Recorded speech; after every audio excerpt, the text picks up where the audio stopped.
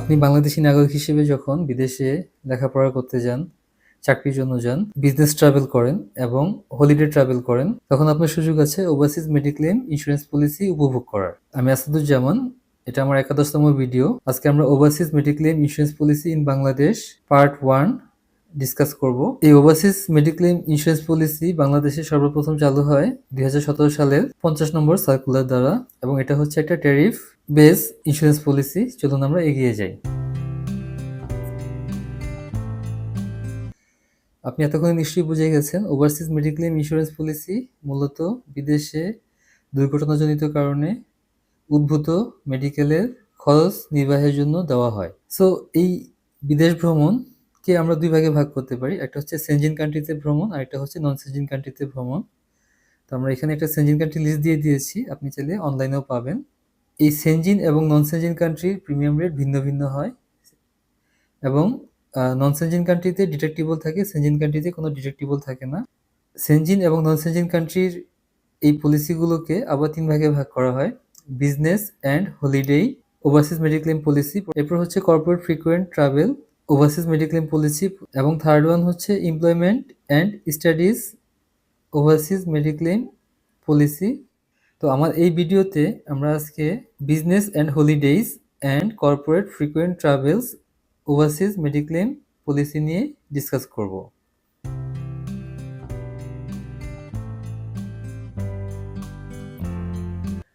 Overseas mediclaim policy নেওয়ার সময় আপনার কিছু পেপার অত্যাবশ্যক, যেমন আপনার এনআইডির ফটোকপি, আপনার পাসপোর্টের ফটোকপি, আপনার কন্ট্যাক্ট ডিটেলস, আপনার নমিনি ডিটেলস, এবং ইন্স্যুরেন্স কোম্পানির প্রপোজাল ফর্ম এবং ইন্স্যুরেন্স কোম্পানির কেওয়াইসি।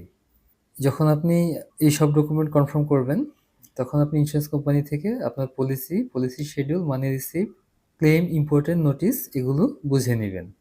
অবশ্যই পলিসি নেওয়ার আগে আপনি পলিসি ডিটেলস পড়ে নেবেন।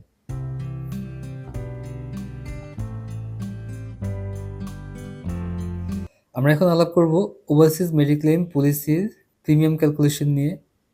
ওভারসিজ মেডিক্লেম পলিসির প্রিমিয়াম ক্যালকুলেশন সেনজিন এবং নন সেনজিন কান্ট্রি ওয়াইজ ভিন্ন হয়। নন সেনজিন কান্ট্রিতে ডিডাক্টিবল থাকে, সেনজিন কান্ট্রিতে কোনো ডিডাক্টিবল থাকে না। যেহেতু আমরা আজকে বিজনেস অ্যান্ড হলিডেই ওভারসিজ মেডিক্লেম পলিসি এবং corporate frequent travel overseas mediclaim policy নিয়ে আলাপ করব, এগুলোকে আমরা দুটা ভাগে ভাগ করি, একটা হচ্ছে সেনজিন আর একটা হচ্ছে নন সেনজিন কান্ট্রি ওয়াইজ।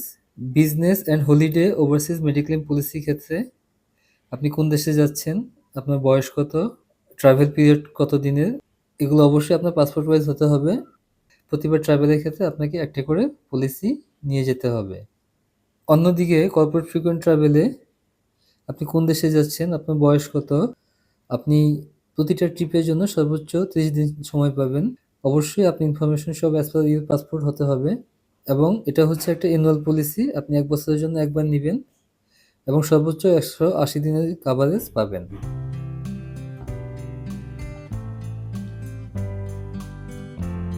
আচ্ছা, আমরা আমাদের এই ভিডিওতে আলাপ করছি business and holiday travel overseas mediclaim policy নিয়ে এবং corporate frequent travel overseas mediclaim policy নিয়ে। এই দুটো পলিসি শিডিউলে উল্লিখিত প্রথম দিন থেকে শুরু হয়, এবং বিদেশ থেকে বাংলাদেশে ফিরে আসার পর এর কাভারেজ শেষ হয়ে যায়। যদি বিমা গ্রহীতা কোনো কারণে বিদেশে যেয়ে দুর্ঘটনার কারণে অথবা অসুস্থজনিত কারণে দেশে ফিরে আসতে অক্ষম হয়, এই পলিসি অটোমেটিক্যালি 45 দিনের জন্য এক্সটেন্ডেড হয়। এবং যদি বিমা গ্রহীতা পাবলিক ট্রান্সপোর্ট না পাওয়ার কারণে ডিলে হয়, তাহলে অটোমেটিক 7 দিনের অতিরিক্ত কাভারেজ পায়।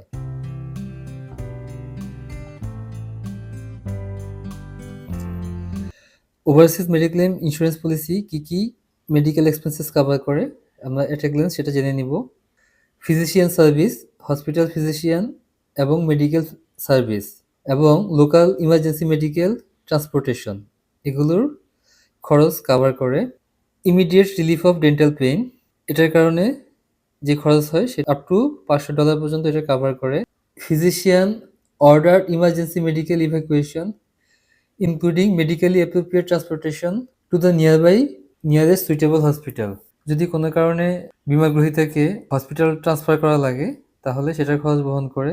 যদি কোনো কারণে বীমা গ্রহীতাকে নরমাল প্লেস অফ রেসিডেন্সে পৌঁছানো দরকার হয়, সেটার খরচ বহন করে। বীমা গ্রহীতা যদি কোনো কারণে বিদেশে মৃত্যুবরণ করে, তাহলে এয়ার ট্রান্সপোর্টেশনের খরচ বহন করে। এবং যদি বীমা গ্রহীতা ওই দেশে কবর দেওয়া হয় বা ফুনিরাল করা হয়, তাহলে সেটার খরচও ওভারসিজ মেডিক্লেম পলিসি বহন করে।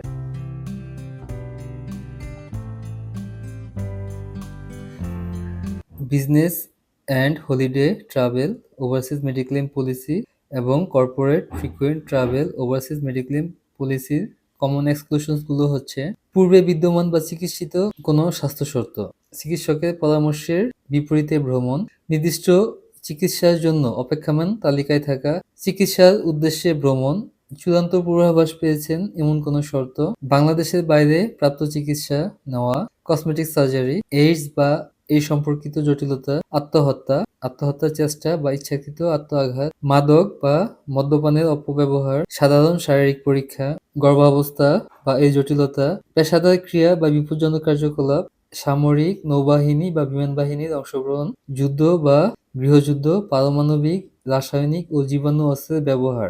এর ফলে যদি বিদেশে কোনো সমস্যা হয়, তাহলে সেটা overseas mediclaim insurance policy cover করে না।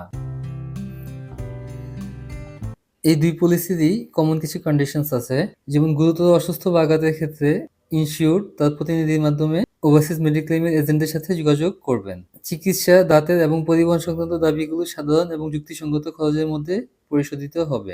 সব ধরনের চিকিৎসা সরিয়ে নেওয়া বা মৃতদেহ পরিবহন এজেন্টদের অনুমোদন প্রয়োজন। প্রমাণাদি সংগ্রহের জন্য বীমাকৃত ব্যক্তিকে সব তথ্য ও প্রমাণাদি জমা দিতে হবে। প্রতিটি ভ্রমণের আগে ইনসিওর্ড বীমা আইনি প্রতিনিধি আঘাতপ্রাপ্ত বা মৃত ব্যক্তির পক্ষে রিপ্রেজেন্টেটিভদের লিখিতভাবে তারিখ জানাবেন। পলিসি এবং পলিসি শিডিউল একটি চুক্তি হিসেবে পড়তে হবে। যদি কোনো কারণে ডিসপিউট অ্যারাইজ করে, তাহলে আরবিট্রেশনের মাধ্যমে অথবা সালিসির মাধ্যমে যেতে হবে।